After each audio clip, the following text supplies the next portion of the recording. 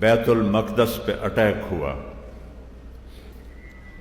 تو بیت المقدس والوں نے کہا ہماری کتابوں میں لکھا ہوا ہے اس شہر کو کون فتح کرے گا، اپنے امیر کو بلاؤ، اگر وہی ہوا تو ہم چابیاں دے دیں گے، وہ نہ ہوا پھر ہم سب ذبح ہو جائیں گے، شہر نہیں حوالے کریں۔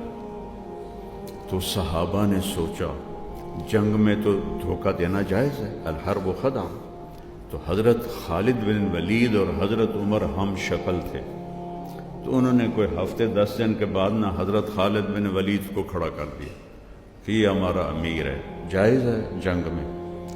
انہوں نے قلعے کی دیوار پہ کھڑے ہو کر کتاب دیکھی، ان کو دیکھا، کہنے لگے یہ اس جیسا ہے، یہ وہ نہیں ہے، اصلی بلاؤ۔ پھر حضرت عمر کو خط بھیجا گیا تو سارے صحابہ کہنے لگے کوئی ضرورت نہیں جانے کی، اللہ کا وعدہ ہے فتح ہماری ہے، لیکن مولا علی نے فرمایا کہ عمر تیرے جانے سے اگر مسلمانوں کا خون بچتا ہے تو تمہیں جانا چاہیے۔ کہا علی صحیح کہہ رہا ہے۔ اس پر پھر یہ تشریف لے گئے، سامنے کھڑے ہوئے، انہوں نے دیکھا کہاں یہی ہے، چابی پکڑائی اور شہر میں داخل ہوئے۔ ظہر کی نماز کا وقت تھا تو سارے صحابہ کی خسر پھسر، کسی طرف بلال اذان دے، کسی طرف بلال اذان دے، تو سارے آئے حضرت عمر کے پاس کہ امیر المومنین آج بیت المقدس کی پہلی اذان ہے، بلال سے کہو اذان دے۔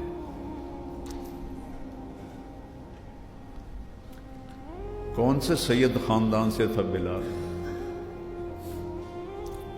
یہ عزت کہاں سے مل رہی ہے؟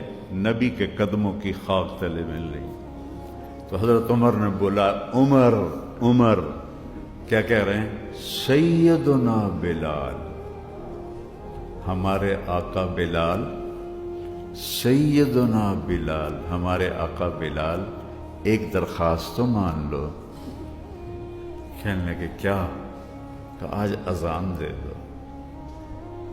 یہ سارا مجمع تڑپ رہا ہے، ان کے پھر آنسو گرنے لگے کہ اچھا عمر، تیرے لیے قسم توڑوں گا جیسے حسنین کے لیے توڑی تھی۔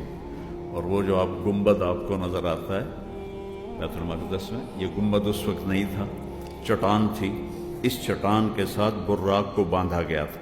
اس چٹان پہ چڑھے، جب اللہ اکبر کہا تو 40,000 کا لشکر رو رو کے زمین پہ گر گیا۔ اللہ کے نبی کی یاد آ گئی، زمانہ یاد آ گیا۔ میرے عزیزوں، میرے بھائیوں بہنوں، یہ زندگی امتحان اور پیپر ہے۔ اپنے محبوب کی زندگی ڈھونڈو اور اپناؤ۔ آپ کے دلائل صحیح ہوں، آپ کے حق میں فیصلہ ہو جاتا ہے، لیکن ہمارا نظام ظلم ہے۔ ہو سکتا ہے آپ کے سارے دلائل ٹھیک ہوں اور جج صاحب کسی اور کی مان کے بیٹھے ہوئے ہوں اور اس کے حق میں فیصلہ دیں گے۔ یہ بات میری یاد رکھنا، قوموں کی تباہی معیشت کی کمی سے نہیں ہوتی، اللہ کی قسم، قرآن کی گواہی ہے۔ کوئی قوم اس لیے نہیں ہلاک ہوئی کہ پیسے کم ہو گئے تھے، مقروض ہو گئے تھے۔ جو قوم ہلاک ہوئی ہے ظلم پہ ہلاک ہوئی ہے، ظلم پہ ہلاک ہوئی ہے، ظلم پہ ہلاک ہوئی ہے۔